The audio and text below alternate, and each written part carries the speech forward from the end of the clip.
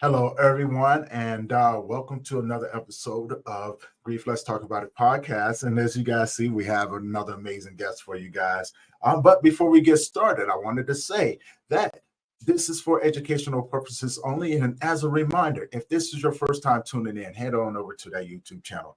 Hit that subscribe button, hit that bell notification so you'll be notified every time we drop a new episode. And if you're tuning in and you're listening and this is a conversation that you want to be a part of, because we're going to be talking about some great stuff over here, put those comments in the comment section. We will answer them as we go. Now, without further ado, I got my girl Zelina up here with us today, and she's joining us, and she's going to be sharing her journey. And so I'm gonna head over to her, let her introduce herself, tell you a little bit about her, and then we're going to talk about how she got to being the amazing person that she is today. Zelina, welcome to the show. Thank you, Tony. Oh my goodness, the introduction. I'm here for it. I'm really excited to be here in this space and time. Like Tony said, my name is Zelina Chinwoh. I'm a licensed therapist here in the state of Louisiana. I have my bachelor's and master's degree in social work from LSU State University, as well as Southern University. I'm also a retired Army veteran. So, in my private practice, I have a coaching and consulting business, which is the healing experience called coaching and consulting. And I also do have a podcast called The Dear Unapologetically Me. And I'm just delighted to be here with Tony and his guests in this space.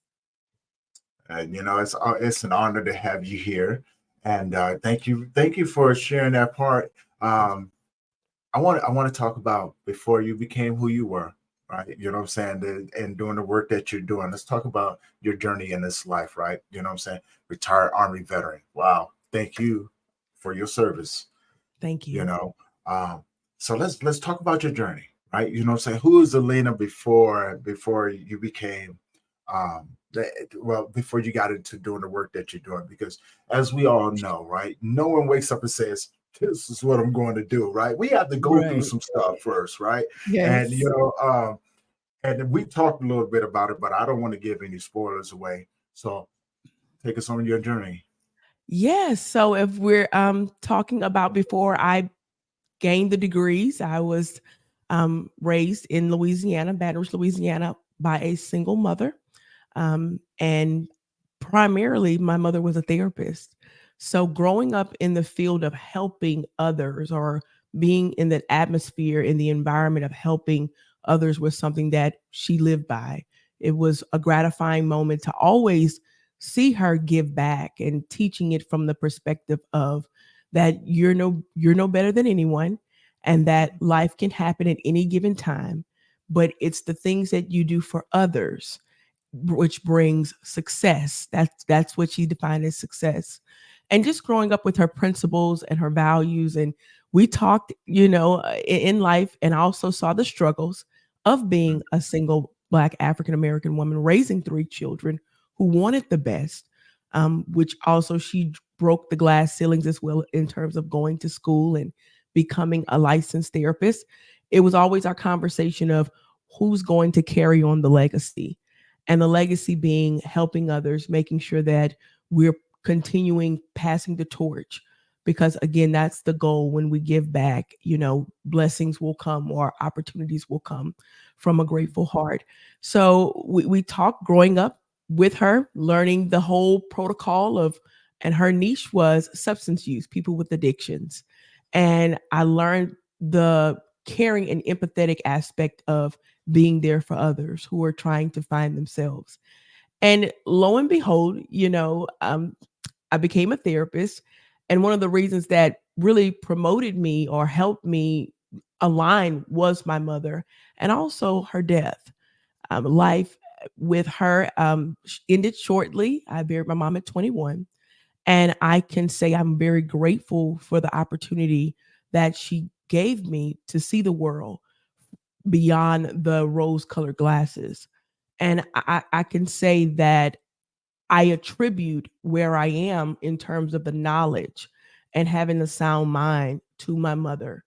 And I'm pretty sure in the spirit world, she's like, you're like, okay, you finally got it, but I was a non-traditional college student because at the time I had just joined the service, and also dealing with grief. 21, supposed to be living my life, legally able to party. And here I was at Death's Valley, in Death's Valley, trying to figure this thing called life, and also with the responsibility of two younger siblings. So life changed. But I can say it has been an uphill battle. But I'm grateful for the valleys. I'm grateful for the low points. I'm grateful for the moments of adversity, because again, it has worked for the betterment of who I am today. So going through college, got the degree, non-traditional student, took about 10 plus years, but I can finally say I am here, and I'm grateful for the opportunity. That is truly amazing. So my question goes to, I want to go back. When did you decide to go into the military? What was your deciding factor, right? You know what I'm saying? Because now you're dealing with grief, Mhm. and that has its own set of challenges as we Yes. begin to go. And I wanted, after that, I also want to ask you, what did that grieving process look to you? Because now you're responsible for two younger siblings, Yes. Yes. right? So what was Mhm. the deciding factor of you going into the military? The factor that decided, I guess, was the point where I wanted to go into the military. I had a friend, he was a recruiter. And believe it or not, I've not done anything in terms of Boys and Girls Club in 4-H. I was kind of really scared of the wilderness. And at the time, they were offering a $20,000 sign-on bonus to be a mechanic. And it was some challenges here. My mother was going through chemo and radiation. We got the actual cancer under remission. And I told her, I said, I want to go to college. But she always instilled, if you don't have to get loans, don't get them. So at Right. the time, school was really expensive. Even though I qualified for TOPS, it did not pay all of my school tuition. So I had a friend that's a recruiter. The $20,000 sounded amazing to be a mechanic, from paperwork to mechanic. And I was like, okay, let me go to the recruiting station. And before you know it, I was in New Orleans at the MEP station signing up that fast, swearing in. And when I got home, I told my mom that I was going to the military. She was just appalled. She was so upset. She said, this is not you. You can't. How are you going to do this? You're scared of lizards and bugs and everything else. And I'm like, Uncle Sam said he's going to pay for me to go to school, and he's going to give me $20,000 in a world of fairies, right? Not Mhm. knowing the fine print of the basic training Mhm. and the rigorous. I was set up. I was set up. She said I was I set up. fell for it. I fell for it, not knowing my friend who was a recruiter, he was getting a sign-on bonus. I had no idea how this worked, but I'm thinking he's all, excited that I'm going. But the whole thing is, I'm going to get a reimbursement. So it sounded great. It looked great. And it was life-changing when I got there. I will say that.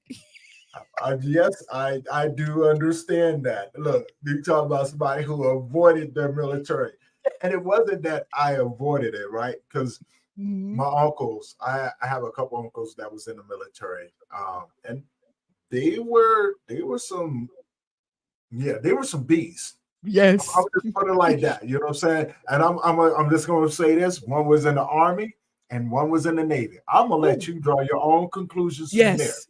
Now, at Yes. an early age, they taught me a lot of things: hand-to-hand combat, how to defend Mhm. myself, all other types of things as well. With the Yes. precursor or the warning, if you use this, It's lethal. make sure no one knows.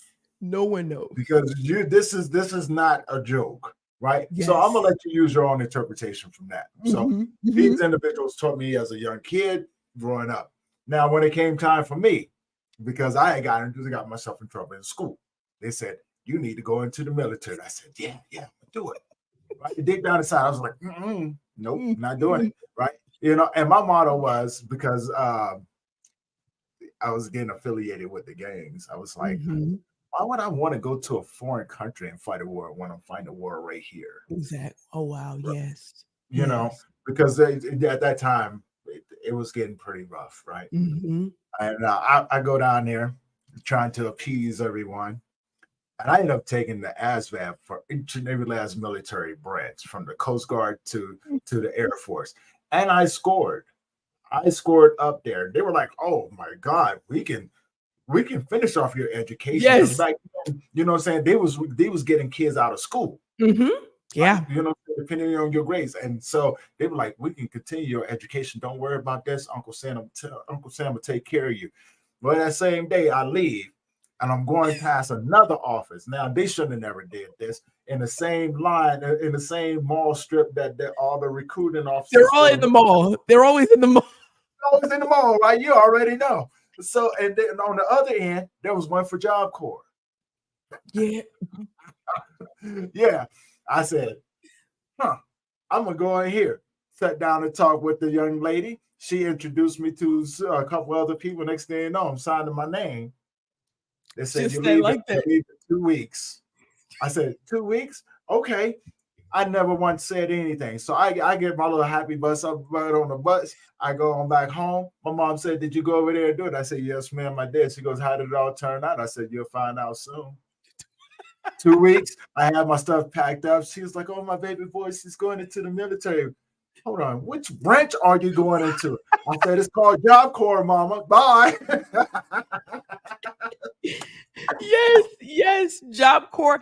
It was at home, but it was the same mentality of the Yeah. the military mindset, and I kudos to Job Corps, in terms of giving the skills and the value. It just was literally sometimes at home in terms of where you had to travel to go get those skills. So yes, I totally get it. And Yeah, they no, recruit I you went so to fast. DC.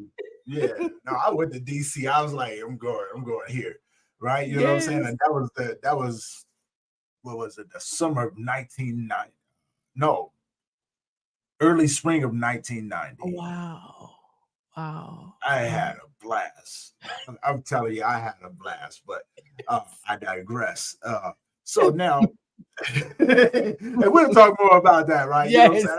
It was a lot of fun. It was a lot of fun. And, Mhm. being from Louisiana, I've been through Louisiana, Baton Rouge. I almost got eaten by an alligator going through the swamp Probably over there. so. That's about right. That's about right. They hang out like family. Oh, yeah. Yeah, yeah. See, I didn't know that. I did not know that, right? You know They're what like I'm saying? What was it about Mardi Gras? Mardi mhm. Gras. I went there, and I'm walking around. You got Magnolia, you got all of these different things. Oh, I'm on the strip. yeah. People always Yeah. tell you, "Hey, be careful on the strip. You never know what's going to happen." You Right? never know People come what's up gonna missing all the happen. time during Mardi Gras. Yeah. I was like, well, no, I'm not going to do that. So my little happy butt, I go venturing off, and I'm In walking New for a good little Orleans. in New Orleans, right? You know what I'm saying? Because I'm that guy, right? You know what I'm saying? Yes. I'm not afraid of too many things. And Mhm. but I'm a curious guy. And I walked for a good little while, and finally I hit this little patch of water. And across the patch of water, I can hear this music going on. And it sounds like they having a good old Yeah, time good over old time. there. And I'm like, I'm over here looking, so you can't see me because it's dark, Yes. right? And I'm over there looking at it. I'm like, man, I want to go over there and check it out. My little Yes. happy butt walked on across that swamp water and everything. And one of the guys happened to turn around. I'm like 4 feet from the shore. And he's looking at me. And I'm looking at him. He goes, "Can I help you?" I was like, "Sorry, sir. I just came over. I heard the music and everything. And I just wanted to come over and see what was going on. If I'm not welcome, I could turn back around." He goes, "No, don't turn back around. If anything, I need you to come on out the water." Right? You know what I'm saying? And I was like, "Oh, they're about to Right, get right, me." right, right, He's like, "No, right. no, come on out the, hurry up and get on out the water." I get on out the water. He goes, "Turn around." I turn around. There's a damn gator sitting behind me. I said, Waiting, he waiting. goes, "Yeah, don't do that no more. Next time, come around the other side, over yonder." That Right? is about right. That's Yeah, about go right. back, go on, next time, come on around yonder over here. Uh, but Zelina, now you you're going in the military, right? Mhm. the grieving process after losing your mother, Mm. Mm-hmm. and how did that shape how you took the responsibility on not only with your siblings but with being in the military, right? Mm-hmm. Because you have to process this emotion. Yes. Yes. And a lot of times when people go in situations like that, we sometimes push that aside because Yes. we take on the responsibility and say, Mm-hmm. I have to, um, I can't fall apart Right. because I got to Right. take care of it, right? Yes. I can't fall apart because I'm in the military. The military may not look at it that, Exactly. I'm saying I'm grieving the loss of my mother because I'm here Exactly. to pretty much be the best, be all I can be All I could be for Uncle Sam. for Uncle Sam, right? So Mm-hmm. let's talk about that process and the challenges that come along with Yes. I can say not understanding then, because again, I was not licensed. I had not really started in the field or also started in the program of social work. So the whole grieving process was almost, I looked at it as almost like survival. it. It's survival of the fittest, almost big brother mentality of, okay, this life change has shifted the trajectory, and I made a promise, and I have to make sure that the promise is kept. So, like you stated, it literally became something that I suppressed, not knowing that the side effects was coming out in my day to day, everyday routine, even in the service. I remember at one point in time, I isolated myself. It was something that I just didn't understand in terms of I felt no one around me could understand. So I was at Fort Jackson and my sergeants were trying to figure out what was it? What was something has happened, and I did not want to disclose because again, I'm still living in the mindset of what I was taught, the beliefs and the values of, certain things you're not allowed to go tell outside of my home, Right. that level of secrecy. And I felt like I was informing people of something that was not supposed to be disclosed. So I had a conflict, again, because in one shape, I didn't want anyone to feel sorry for me.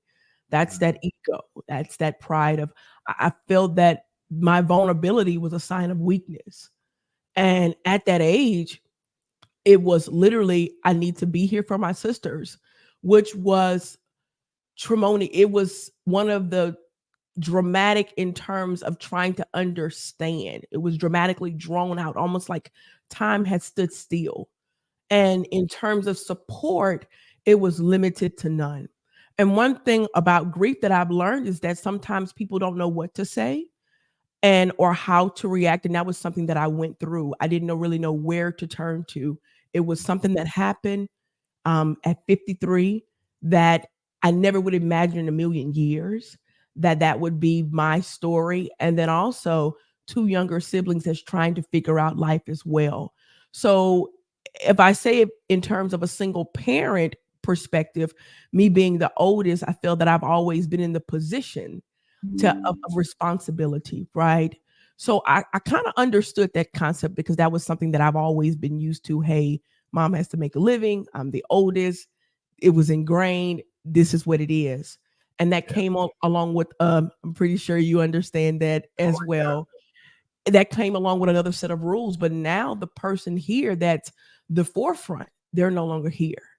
And the world doesn't stop just because you're grieving. They don't stop. The bills don't stop. The life struggle doesn't stop. People around you are continuing to move forward, and they expect that from you. So it yeah. comes to a place of I have to suppress. But then I started to see it, like I stated, in the isolation. It felt like I was alone in a room. We're in a briefing, and my mind is completely zoned out on Mhm. what I have to do or how did this happen? How did we get here? What do I do? And in the same instance, I had to put on the mask of appear that I had it together. So you're talking about conflictual, complex, perplexing, a mess. But on the outside, it appeared that about I was holding it together and literally unraveling. And not only that, I started to see health effects. My hair started to thin, and I'm 21. I'm 21, supposed to be living my life, and here I am talking about estates and different things that's carried on after death. No one talks about that. No one Right. talks about how the legal perspective still goes on, especially if someone has ongoing debt or unpaid debt. They're looking for you. They're looking Oh for yeah. you. And they're Oh looking yeah. for the next person to make sure. And it was heavy. It was heavy. It was some days I would ask my higher power, why me? I've been in my mind, I would even say I've been a good girl. I've not done too much bad. I've been here for my mom, and why Mhm. me? And to look around and people not understand that it was days, it was dark. It was dark. So, and that's just the logistics of it. Like everything that you said right there, I definitely understand on that level, right? You know, Mhm. it took me to a place to where I was just like, man, I remember having to do that, right? Yes. I remember having to suppress and keep moving. And and that the one thing that you touched on that I really, really, I really want people to understand: grief is lonely, Yes. right? Yes. It's such a personable experience. Yes. No one can tell you how to do it, No one. right? No one. And it will isolate you, right? And Yes. I was talking about this with, as a matter of fact, I almost did a panel discussion about this, the selfishness of grief. Mhm. And Mhm. I know you understand what I'm saying when I say this, right? Grief is selfish. When it shows up, It is it's not asking you for permission at or all. your, saying that I'll wait for you to give me attention. It's saying, hey, you're going to I'm give here. me permission and I'm here. So we're Mhm. going to have to either deal with it or we're going to deal with it. And Yes. like you said, when you don't address those things, and I'm glad that you brought up the fact that it started manifesting itself in a physical sense, hair thinning. A lot of Yes. people don't understand when we carry grief along with us, the health problems that we do have. We Yes. carry grief in our lungs. Think about Yes. how many people that have had fluids in their lung. Couldn't tell Mm. you where it came from. Never smoked a cigarette a day in their life, right? You know Yes. what I'm saying? But all of a sudden they come down with walking pneumonia and their lungs are filled up with fluid, Right. right? Or they tend to have what I like to call the phantom pains in the stomach. You know what I'm saying? The Mhm. the bloating and Yes. everything else. People don't understand. And they go to and like people don't understand. They go to the doctor and the doctor's like, I can't find out what's wrong with you. Right. It's the Right. one thing that we neglect. It's your Yes. grief. It is Yes. your grief, Your right? grief. And it Now, comes in cycles, like you stated. yeah, No it permission. comes in No cycles, permission. right? Yeah, it is. Hey, I say, hey, look, I just deal with mine as a go. I ain't trying to deal with this no more. You know what I'm saying? Grief, you win. I submit. Yeah. I It takes a long submit. time to get to that point, It though. does. It does. It takes a It long time, does. a lot of understanding of Mhm. self-awareness, of being more cognitive, cognizance about your feelings, right? Yes. And being able to go inside your feelings and going, okay, I need to let this out, right? Yes. Ooh, yeah. Now, being now, raising your siblings, I Mhm. have to ask, on the other side of there, because here's the one part no one really thinks about. How are your siblings Mm. handling the loss and the new road that you have now taken Ooh, on as their caregiver? yes. Because they experience the same loss, right? Mhm. And so I Mhm. can only imagine, like the roles, they're like, what is the confusion? Right, right, exactly. And I had one of my sisters when we were going through the whole hospice aspect, when we were dealing with the cancer, it she was in disbelief. It was this is not happening. The disassociation was there, and it was almost as if we had a moment to say, "Listen, this is what it is. This is the prognosis." And even until it happened, it still was, there's got to be something, this can't be happening to us. And it's in one aspect, you're trying to be there for yourself. You're trying to hold yourself up. And then the other aspect is, if I don't hold them up, I know that this could be very traumatic. And the day we were going to bury my mother, my sister, she's at the time 17 years old. I think 17 or 18 years old, because they're a year apart. And the night before the funeral, we were in the hospital because my sister was having a panic attack that showed symptoms of a heart attack at 18 years old. Grief. No issues, no other medical conditions, in perfect health. And he did an EKG on my sister at 2 a.m. The service was for 10. Oh, goodness. And I'm remembering the doctor coming in and he's like, we're not understanding. It's so elevated. And they said, what is going on? And it wasn't a social worker, it was a nurse. It was a doctor, a physician that came in and just looked at the results with us, the testing labs. And I said, we're burying our mother tomorrow. And he said, oh, wow. He said, this makes sense. Now I understand. Because in all actuality, if he did not know that, it was clearly of what is causing these results to appear. Her heart is so elevated till it's almost heart attack. It's almost heart attack. She's 17, she's 18 years old. Grief. And I remember they having to give her an antidepressant just to calm her. And we left the hospital at 3 that morning and we buried my mom at 10, right? And I can say, someone had told me at the time, a dear friend of ours, they said, you think that burying them is the end. That's the grief. That's it. He said, I'm here to tell you that it's just starting. And I looked with confusion. I said, well, we're here. We've gone through the protocol, make sure that mom's okay. You know, this is what she wanted. This is how it is. All of us are standing together. He said, I would not serve you any justice if I did not tell you what is coming up the road ahead. And at that moment, I thought that it was just being intentionally mean. We just buried our mom. What do you mean? It's about to get real. What do you mean by that? And he said, I will keep you in my prayer. If you need anything, you call us. You call me and my wife, you call us. But I will tell you, the cycle of grief has just begun. And I had to go and Google that because I'm like, cycle, what is he talking about? What is he saying? And I can say, not anything I was told was of fabrication. It was the living truth of the cycle of grief and how grief takes over your life, even when you don't want it to. Oh my God. It's like, just let me out of here, please. She's gone. Let me be at peace. And today I'm grateful, but at that moment I was angry. I said, how dare you? My sisters and I were going through hell. This was our lifeline. This is all we knew. This is it.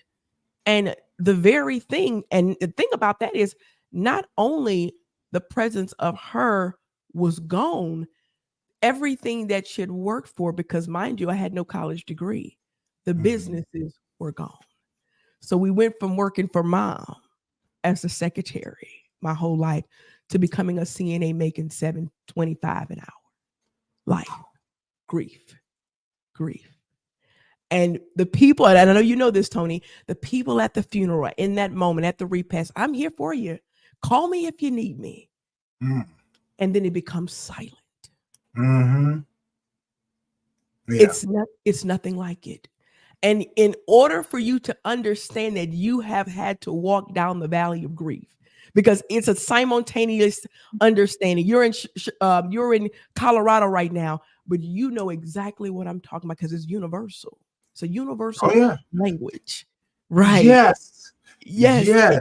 And no matter what color you are, sitting on that front pew or sitting in that repast, trying to process it and hold it together, it's nothing like it unless you've been there. And that's the truth. So life changed not only in terms of her presence, mentally, physically, emotionally, in every way it could, it changed. Yeah. And that's what it was. So my sisters, it was chaotic. It was chaotic. It was, because in the stage of grief, you're angry. And what we did was we were angry toward each other. It was the fighting, the bickering. And in that mind, I knew this had to be related to the change, the shift that Mm-hmm. we weren't even prepared for. And it went on for some time and not understanding what it was. But I knew that it had changed my life, and not only my life, my surroundings and my sisters. And I Yeah. can say I've never been the same since. Even Oh no. they can say that Yeah. you're never the same, so it was a moment of chaos, pure chaos. And as the years have gone by, people grieve differently, and I've had to learn to say it's not my responsibility the way they grieve, and that we're all in this together, but we're all walking different journeys. And I Mm-hmm. have to learn, based on the responsibility that was placed on me, to love them with grace, because I Mm-hmm. was spinning the Yeah. wheels, trying to piece it together, Yeah. try to hold it together. And in all of that, I was the main one unraveling. But I was told the very thing that was debilitating to me was, Lena, because that's what mom called me, you have to be strong. Oh God, Mm. I need you to be strong. And here's mom saying that, here's family saying that, and I'm trying until it was almost a nervous breakdown. Literally, Yeah. that's what it was. And the doctor was like, I don't know what's going on. You're saying some pain in your head. We don't know. We've done MRIs. We don't know what's going on with the hair loss. But they brought in a psychologist. And at the time, I'm going to school, not degree. They Mm-hmm. brought in a psychologist because I went to a neurologist to see exactly what was wrong, because I really had convinced myself that I had a tumor off of Google.com, Google University. You became a Google doctor, did you? I was certified. Oh, look, that I thing was most people certified. are. And I said, oh, yeah, I know what it is. And I went in there adamantly. I said, I know I have a tumor. I know. And those people looked at me as if, wait a minute, what's wrong? We've done MRI, we've done CAT scans, we've done everything you've asked. We see nothing. They brought in a psychologist by the name of Dr. Brown, and she looked at me and she said, I heard that in your paperwork you stated that your mother has been deceased and that it was hard for you. Do you think that has anything to do with your side effects, with the physical effects? I said, I don't think so. And the question where it just sealed the deal was, when have you stopped and processed this? And at that moment, the mask fell off. I couldn't Mm. hold it together anymore, because no one had really asked me that question. No one ever asked, when have you processed this whirlwind that you've been going through? And she said, I'm thinking from a medical perspective, the side effects that you're experiencing probably has to do with the unresolved womb of grief, and it's now affecting your body. And in that moment, it was like the light bulb, like, oh, wow. And I kept a diary and I wrote it down, the moments when I have the stressors or my sister's going through life. Okay. And I have to be there. And I would write down if I felt any symptoms, because that was the journal she gave me to do.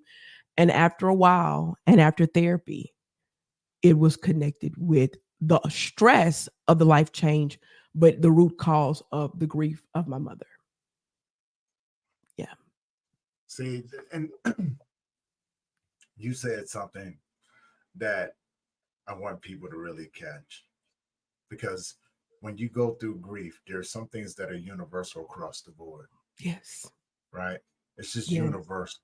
And a lot of Universal. people, and this is where, as a grief coach, as an educator, this is where I try to let people know, like, although, yeah, men and women, we grieve differently, there are some things that are cut clear across the board, that are universal between men and women and Yes. children, right? Yes. It's the processing. The first thing is, is, when you're sitting there, after the funeral is had, after all the excitement is done, you will be by yourself. Ooh, yeah. You will be alone. Everybody's going to go off and live their lives and things like that. They're going to mourn, but they got to get back to their lives. Yes. Secondly, leading from that point to this point, the world is not going to stop. The bills ain't going to stop coming in. You know what I'm saying? As much as you want the world to stop and recognize the hurt that you're going through, the world don't care. Yeah. The world They do don't. not care. Yes. And the other aspect of it is you have to go through the process. Ooh, yes, you must. You can try to run from it as much as you want to. Either you turn around, start running from it, embrace it, and begin Yes. to work through the process of grieving, or it's going to show up in ways like you said, thinning hair, losing weight, loss of Yeah. appetite, health issues that can't nobody be able to Understand. explain. All these different things. These things are going to happen. These Yes. things are going to happen, and there's other people that's going to be feeling some sort of way about it too, right? That is true. There's some people that's going to be feeling some sort of way about it, and Yes. I think the key to it is, as we begin to learn, as we move through the grieving process, is that we have to be able to show up for one another, especially for those, you know what I'm saying, if we got siblings and things like that, you got to know how to show up for one another, Yes. and not negate the fact of what this individual is saying is absolutely true, depending on the relationship that they had with the individual who passed away.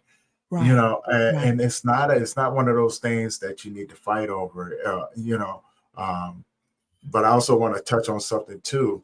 When you said, hey, these bills aren't going to stop, you know what I'm saying? You had to figure out the estate and all of these different things. And it just led me into a conversation I just had not too long ago. I just did a Deaf Cafe. And one of the topics that I was talking about, the importance of having a plan, right? You know what I'm saying? So when these things do happen, because we often like to believe that we are going to live forever. Yes, we do. Right? You know what I'm saying? We're going to live forever. And we're going to live forever. Right. And we begin to make plans, future plans, 20, 30 years down the line. Right. Exactly. I had to talk to someone about that. And I simply asked them, who told you that? They said, what do you mean? I said, you're making plans 20, 30 years down the line. Yeah, this is my future. Who told you that? Who guaranteed that you was going to be around in the future? Right.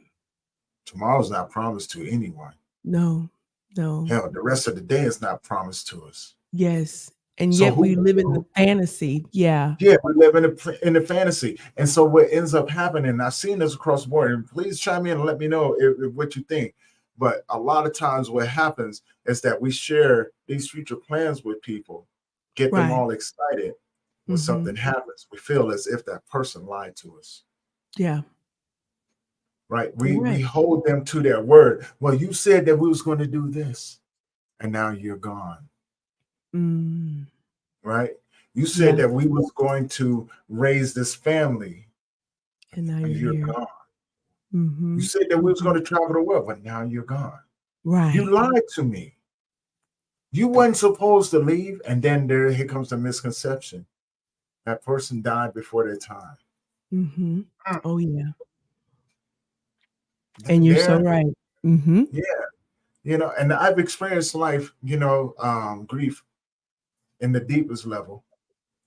When my son passed away, I did that. And so when I speak from a place of experience, only from my experiences. Everybody's going to do their own thing. And I said, hey, do what works for you. Right. You know what I'm saying? But do it. Process it, go through it. And when my son passed away, I was mad at the world. I was mad at God. I was like, hey, you told me that I was going to be a father.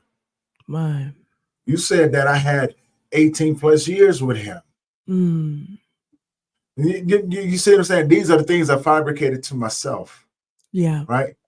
And God said, yeah, you was a father. As far as having 18 plus years with them, no, that's what you told yourself. Yes. Don't blame me. You Yes. did that, right? Yes. I was honest with you. And, Mm-hmm. and so now, looking back on it, often I like yourself, I appreciate the journey, the Yes. process, the blessings that came along with the losses. Although they still hurt, um, Right. I'm now able to see the different spectrum of it, and Right. I appreciate that. And like I'm you really said glad. Yeah. Go ahead. before, and like you said before, how, we're not prepared for this, especially, and I always like to speak from a place of complex grief. And Mm, that in itself is another layer of grief. And what I mean by that is when we talk about complex grief, that looks as the end result is not what we expect it to be due to so many things that we have not accomplished with this person, in mhm, terms of if we stated that we were supposed to do this and we did not make it, like you stated about your son, or from the same perspective of the complex is I'm having a very hard, difficult time because things did not mend the way I was expecting them to mend. I thought I would right. have a little bit more time to reconcile Mm, relationships, to be able to voice my concern about things that were more important, and then death happens. Because again, we don't have the magic crystal ball. We don't. And we live in a fantasy sometimes that people are going to live forever. And what I mm, see is a lot when I'm talking to clients who are dealing with complex grief and they're holding on to resentments due to the past not mm, being healed. It makes it so much harder to grieve. And being transparent, that was something that I went through with my own mother, because being a single parent, she was a workaholic. And when the cancer came on, me being in the position that I was, as if I was the husband of the house. And that's another topic we could talk about, in terms of different roles due to yeah. social dysfunctionalism and things of that nature. But I remember the doctor coming in and saying, Rose, if you want to live long, if you want to see your grandkids, you have to slow down. You have to slow down. And that means take a break. And I remember her saying, how can I take a break? And I have to rob Peter to pay Paul. Listen, to this day, I don't know who Peter or Paul is, but I do understand that Mhm, in that in that instance, it mhm. was everything is on me. I'm Yeah, trying to provide. And that in itself put a wedge between my mother and I, because I wanted her to live to see the grandkids. I needed her. I needed right. her here. And in that moment, we would have these conversations of, you have to take a break. The doctor said, if you don't take a break, the cancer will come back because Mm, your immune system is so suppressed. And because of stress, it's causing the cancer to become alive. And I did not want to lose my mother. So in that gap in time, it wasn't something that happened simultaneously, abrupt. We knew. mhm. And that came from the perspective of, we have to re-strategize. Now, as a therapist, it's hard to tell another therapist, especially who's your mom, right and Mhm. wrong, right? Oh yeah. This Oh is yeah. mom. They tell you, you don't tell them. Oh, okay. Right? You know what I'm saying? You don't tell them.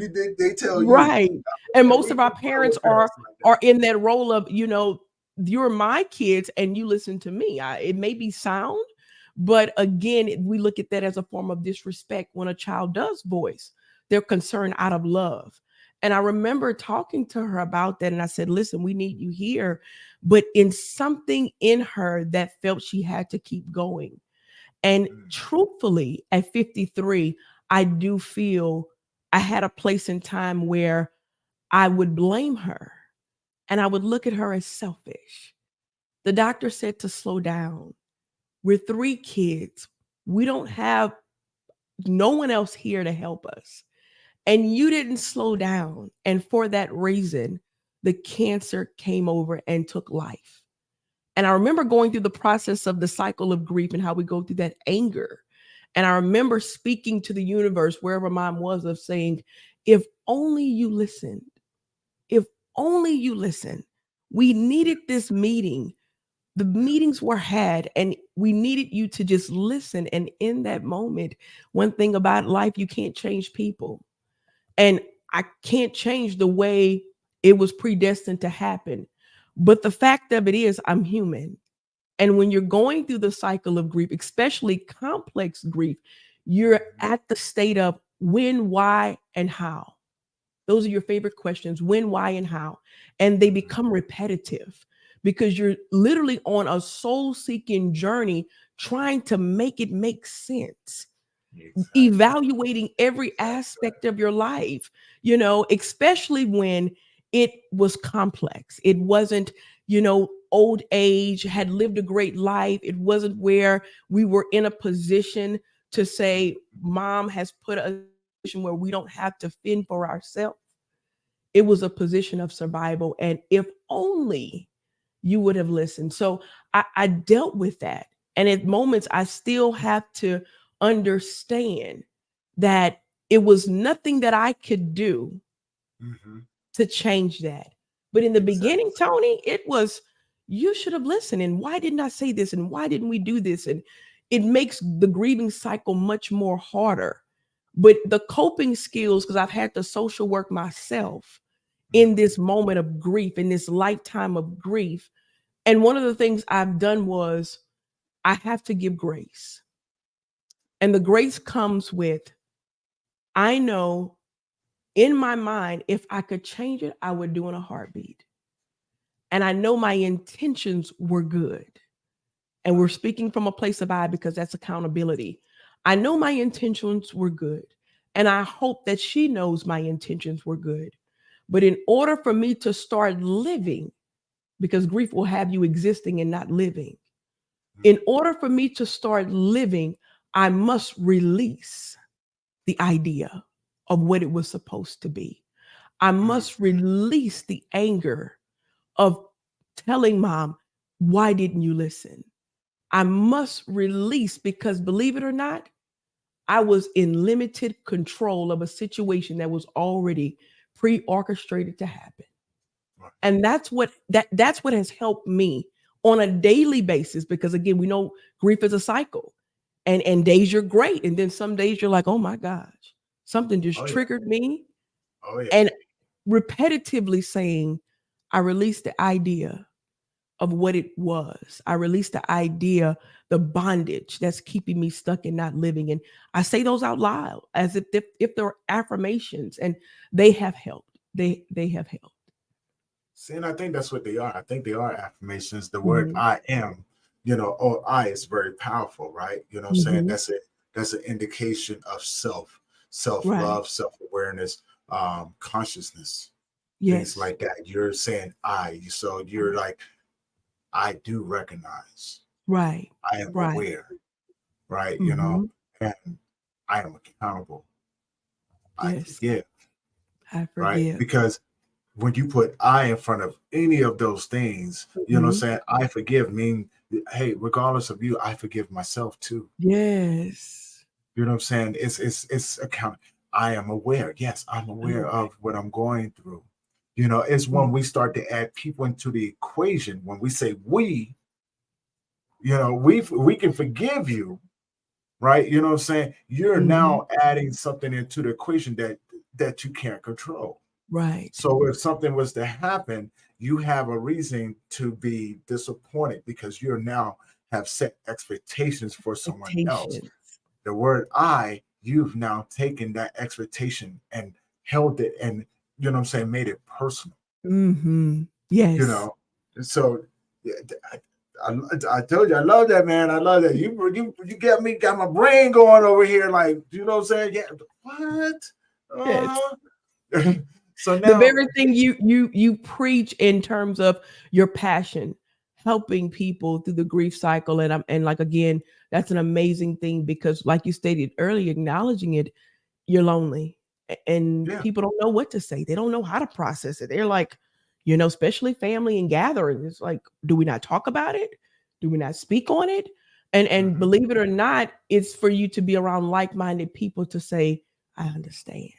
And when you Right. get that understanding, it's like the world has opened the heavens and And someone said, now let finally me gets. teach you.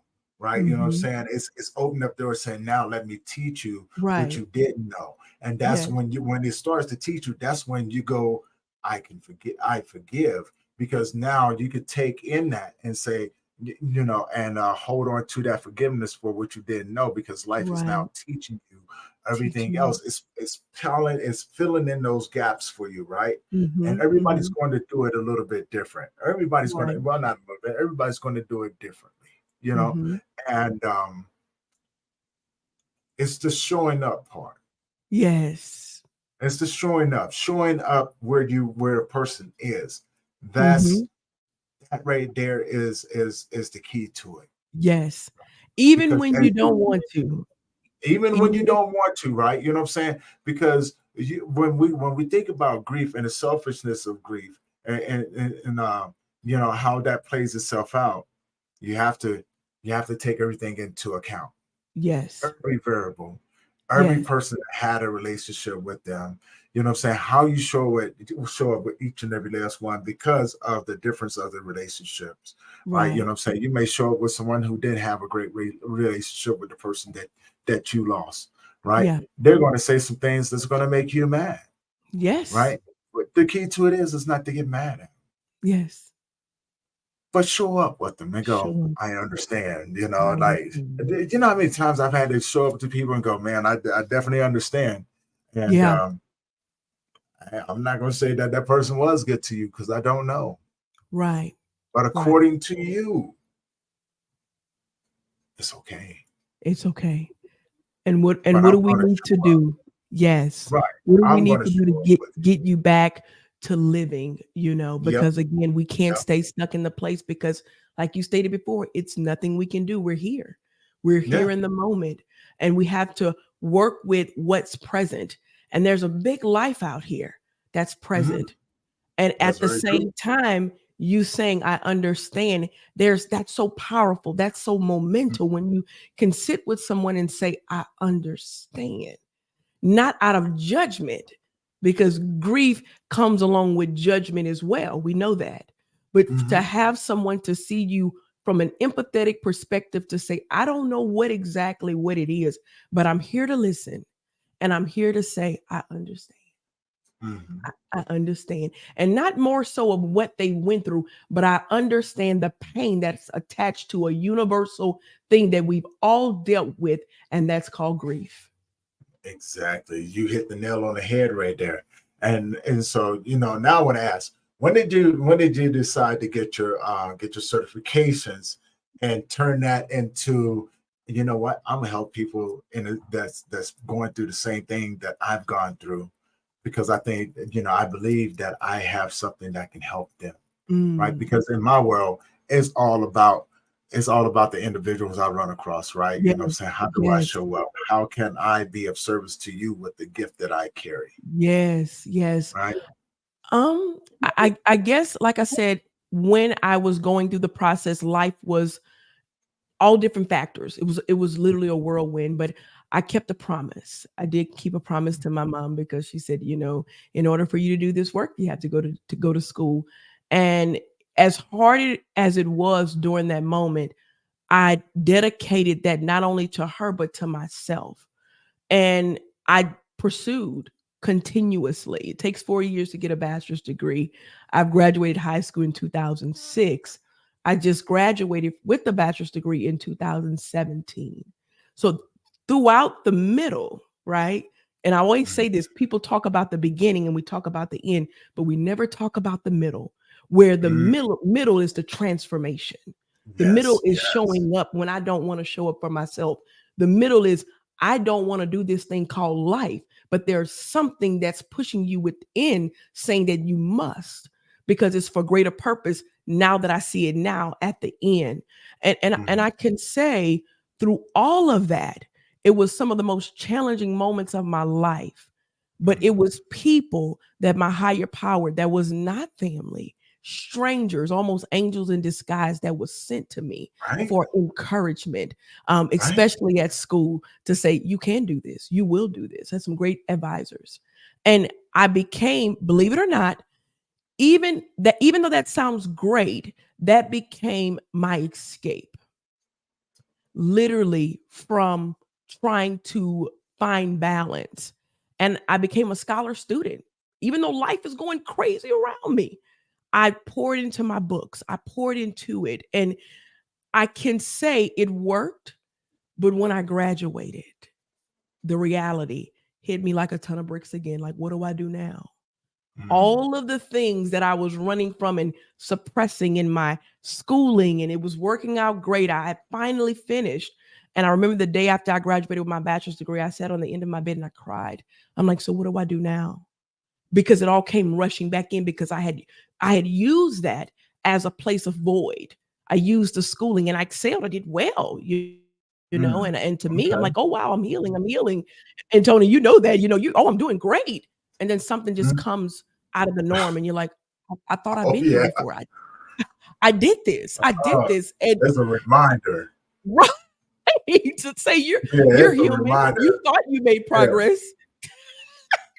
Yeah. No, But we remember all those times that you said that you was going to do this and you didn't. Well, just a reminder right, that we need to go back and do this. And you're like, hold right. on, though. You know what I'm saying? What you showing up now for? You gonna wait till now, like better time than any, right? What? Yes, yes. And I remember, okay, I can't run anymore. I can't. I can't run anymore. I have to face this and I have to deal with this. And it was painful because I had dealt with it in pieces. I Yeah. dealt with it the way I wanted to deal with it. Right. But it was, I'll take a little bit here, but I won't touch that. And in that, especially after I'd gotten all of the accolades and all of the accomplishments, I still felt empty, because I know that was coming from a place that the void was feeling something that I had not addressed. So I took the accountability to say, okay, we need to work on this. Got to go back to the drawing board. And when I did that, it was in the essence of, I went through this not only for my own good, but to understand that there are people out here who have no knowledge about what it's like to grieve. And how I got to that realization was, I would get frustrated. I would get so frustrated with, why does my boss not understand that I'm having a breakdown? Today's my mom's birthday. Why don't they understand that people, I'm pretty sure they've lost someone, I'm pretty sure. And in looking, I found nothing. So when you're in that space, you have to say, well, I got to take matters into my own hands. And I'm pretty sure, Tony, you've done that, to say, I've looked all around when you went through those life cycles of losing your son and all of the people that you lost, and you're looking for someone just to say, I understand, or to give you the roadmap to get back to the life that you've always had, and you Right. find Right. nothing, right? Right. When you find nothing, not knowing the nothing was never there at all, because you are the something that will define it. It was meant for you, right? Girl, You you done went challenge. deep on me. Oh shoot! I thought I was good at going deep. You didn't went deep on me. I didn't have to. I had the hairs on the back of my neck stood up. I was like, no, she didn't pull a Tony on me. She didn't pull a Tony on me. Uh-huh. Tony, you know Yeah. exactly what I'm talking about. And in Uh-huh. that, it becomes a passion. It becomes a drive, because Yeah, I don't want no one to ever feel alone or feel this way. that part. That part. And guess what? You start finding ways. And your higher power, God, He finds a way to put it into perspective, even when there's no blueprint. You say, you know what? I don't know how I'm going to do it. And then you start meeting other people. It's so funny how you meet people that you're like, who do you know me? You know my story? And even in the moment of you in distress, trying to figure it out, your words are empowering to them. And that's the confirmation of saying you're at the right place at the right time. And I have you right where I want you to be, because this is big, I right? want to. I want to add to that. Right. You know what I'm saying? So these people do show up, but you know, when they could come in and be in that space with you, like-minded individuals, you never Yes. know why they're there, right? You know what I'm saying? But if you look at what they're doing, Mm-hmm. if you truly pay attention to what they're doing and how they leave, you realize that they was there for a season, right? For a season. But then if you look back on your life and Mm. how you've maneuvered in and out of other people's lives, isn't it very similar? Very That now similar. you realize that you was the seasonal one, you was there dropping off information before you had to go, Yes. right? Yes. A lot of The times we don't assignment. understand, right? Because we get attached. Right. I know Right. this because I'm the seasonal one, right? I can admit this Yes. now in my life. I'm the seasonal one. But you get attached and you're like, why you gotta go? But Right. hold on, you said that no. What do you mean you leaving? So whether if it's a boyfriend or a girlfriend, you never know, Yes. right? You know what I'm saying? It's the attachment that you have, the feelings that you have for this individual. You know, you don't understand what their journey is doing. Right. Just like we don't Right. understand what our journey is doing. But when we take those roles and reverse it, we realize that they're just a carbon copy of us. Yes. They're That's there to it. drop off information to give us what we need in order to maneuver through this world, right? Mm-hmm. To become better versions of ourselves. Yes. So Yes. I've learned to just not take it personally anymore. I'm like, hey, thank you for your time. Thank I you can't for your wait to time. see you. You know what I'm saying? If I run across you again, I wish you well on your journey. And that's amazing because one thing about grief, it teaches you about time. Yeah, It yeah. teaches you about time and how we value time. Because like I was Hmm. just saying to someone the other day, I said, time has no friends. It has no friends. We No. work on time. And we now know, especially if you've gone through the grief cycle of the preciousness of time. Mm. So now you, like you said before, I can be okay with what? I can be okay with saying it was seasonal because the time that we spent was valuable, right? And I can look Hmm. at that from a positive perspective. And I know whatever assignment that I had here was given. And now it's on to whoever else he has he's sending my way, and that I have to fulfill that assignment as well. So you're right, because there have been people in our lives for seasons, and you get so attached to, wow, you make me feel so great. Oh wow, I need this. But the season is to give you the skills, to be the Yes. encouraging word, to Yes. be the empathy, to build the character. So guess what? Now you can do this thing on your own, all by the fact that you already had the power. We just had to go ahead and peel back some layers. We just had to Yeah. give you the tools in the season, right? Yeah. So and grief will do it. And as great and as I was, I felt broken. I felt lost. There was no um understanding of all of these accomplishments, and the one person mm, that I would want to be here is no longer here. So now we start that anger again, because a Yeah. Yeah. cycle. So we're good Yeah. today and then tomorrow, right? And it was those Yeah. little moments of, oh wow, I did this because I wanted mama to see this. And now I'm upset again because I know what happened as to why she's here. But because I have the tools, because a person named Tony came along in a season and dropped off the jewels and the tools that I needed, I can reframe that thinking and get back right on track and say, guess what? I've forgiven myself. I've made peace with this situation. I know what it is. And I know in another world, if it could be that way, it would be. And in knowing and having the tools that Tony gave me, I can go about my day and continue to move forward and not go backward in the season and in the timing that it was sent my way. Right. Exactly. And you know, and that goes back and forth, right? You know what I'm saying? It's a Right. give, you know, because Right. people always Reciprocity. remember the way Hmm. that we make them feel, right? Hmm. And for both of us, we in this field, we're students. We're students. Yes. So just as well as I drop off gems to you, you drop off gems to me. So if you look at that seasonal that we're in, right? You know what I'm saying? And we can sit down and have conversations. We can Right. bounce things off of each other. There's a mutual, there's a mutual take and give, Give. right? Yes. I'm pouring Yes. into you and allowing you to pour into me. Right, Right? You know what I'm right, saying? So right. I'm not taking any more I'm not draining your cup and you're not draining mine, but we're filling. Every time that cup goes down, I'm gonna pour some more into it. And then you see mine, then you pour some more into it. And then when you go off, you're gonna go, oh man, I remember this, and I'm gonna do the same thing, right? Because I'm like, Yes. man, I had this conversation with Zelina. Oh, Yes.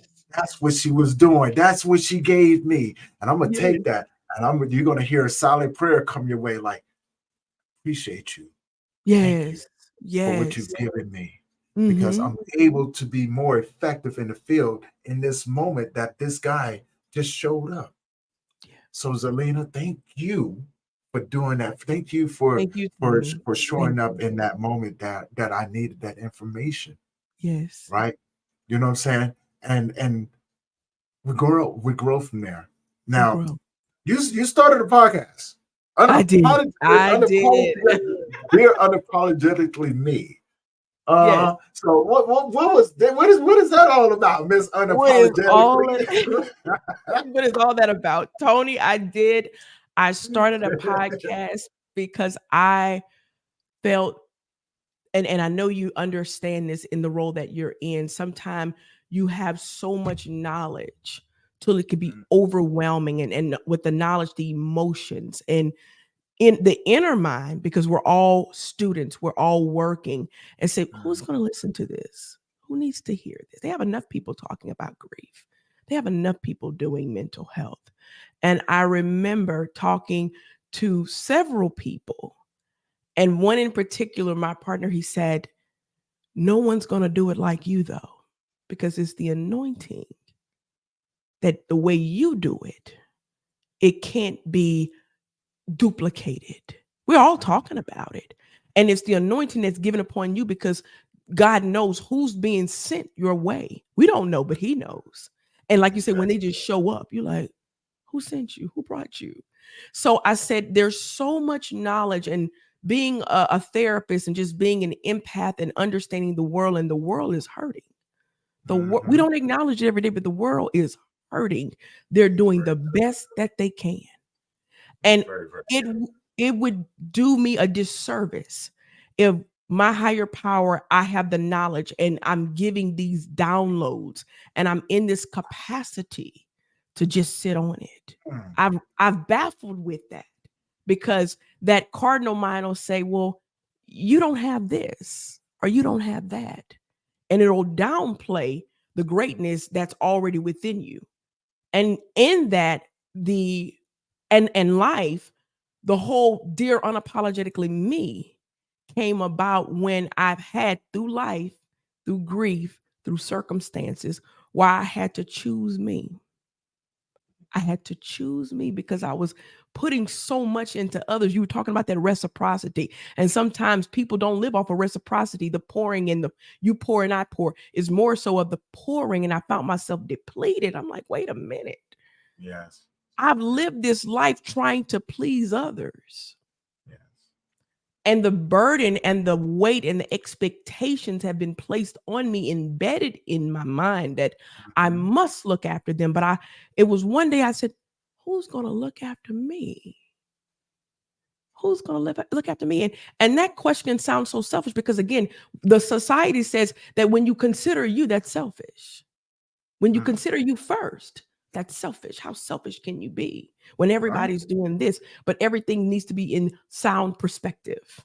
Well, I can't be no good for Tony if I'm all disarray. I can't. It's just no way.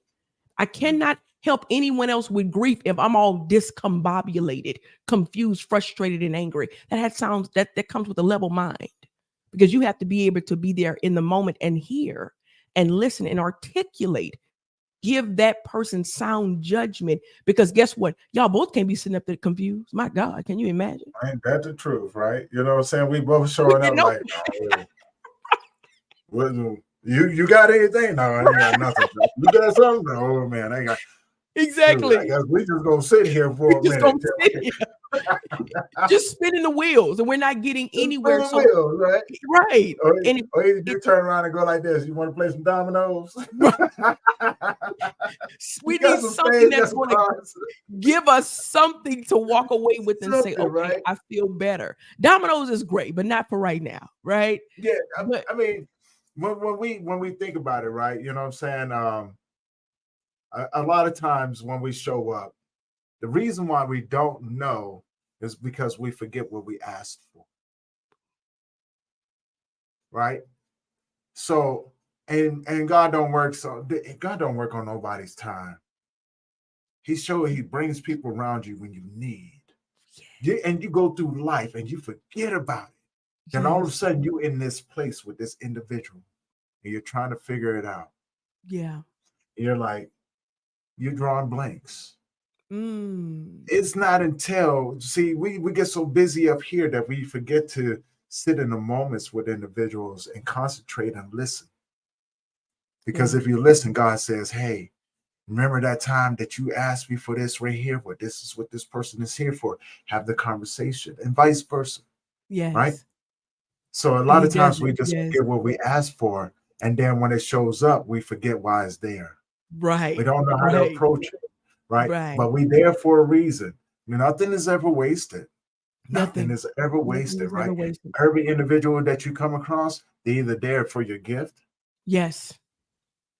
because your gift carries information. Your gift carries a sense of healing, because this is where we belong. Yes. You know. Now, how often do you drop an episode? I am in the process of going virtual. See, Tony, you're already there. You're there. So what, and here it goes again, doing things unapologetically, doing it my way, doing it my way, considering the fact of I love you, but I love me more. Right. Exactly. For my own mental health and to understand that. So because the world is changing in terms of podcasts, we can all putting on in the car in our headphones. People want to see you. They want to see the expressions. There you go. There it is.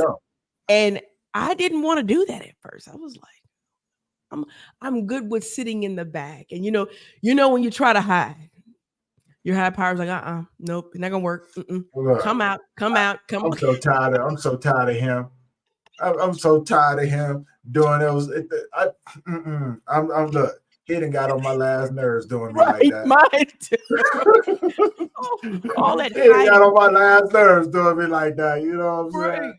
Come on out, Yeah, because you have to come out. I kept trying to go with other people. They move, I'm moving. Right? You know what I'm saying? They move this way, I'm moving this way. I said, okay, well, since you want to move with everybody, we just go get everybody out of there. I'm sitting back in the back like this. Can they see me? Playing it safe.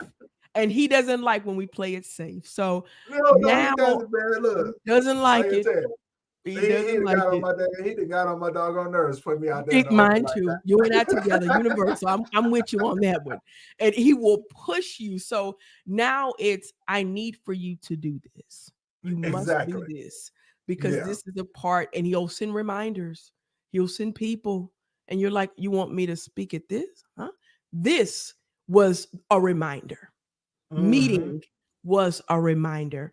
And when you're doing it, you come alive. You become a different person. It's like something takes over.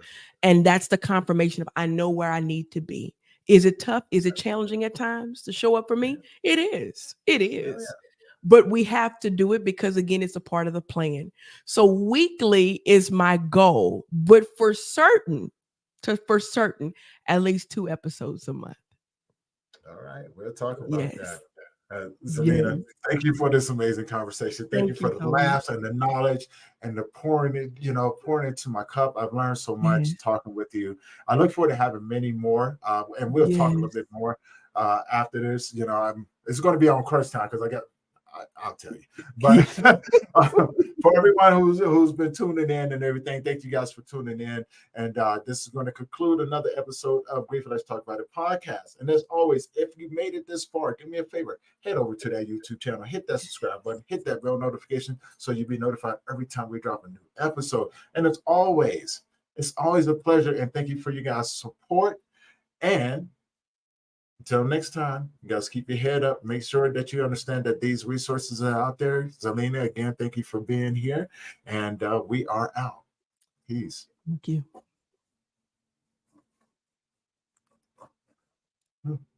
Oh, okay.